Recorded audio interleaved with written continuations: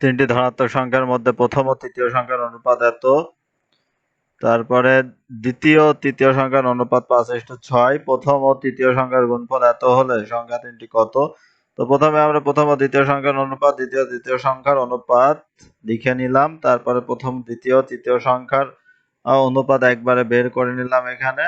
আর সেটা কিভাবে?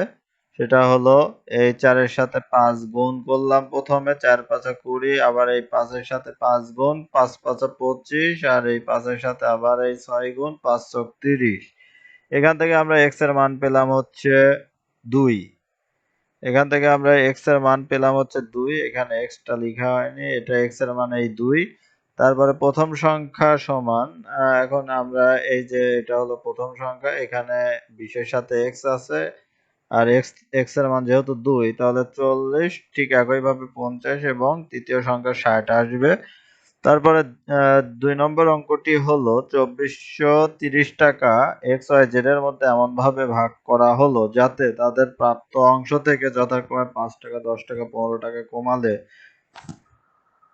অবশিষ্ট টাকার অনুপাত এত হয়। x কত টাকা পাবে? এখানে হবে x কত টাকা পাবে।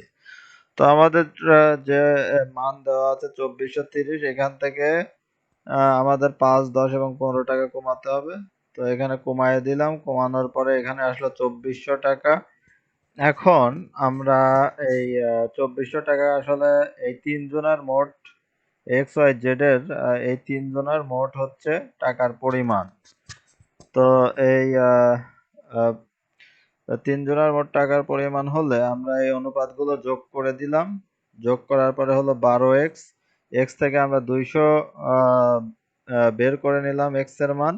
তারপরে এখন এখানে বলতেছে যে x কত টাকা পাবে, তাহলে x এর অনুপাত হচ্ছে 3, তাহলে 3x = 600।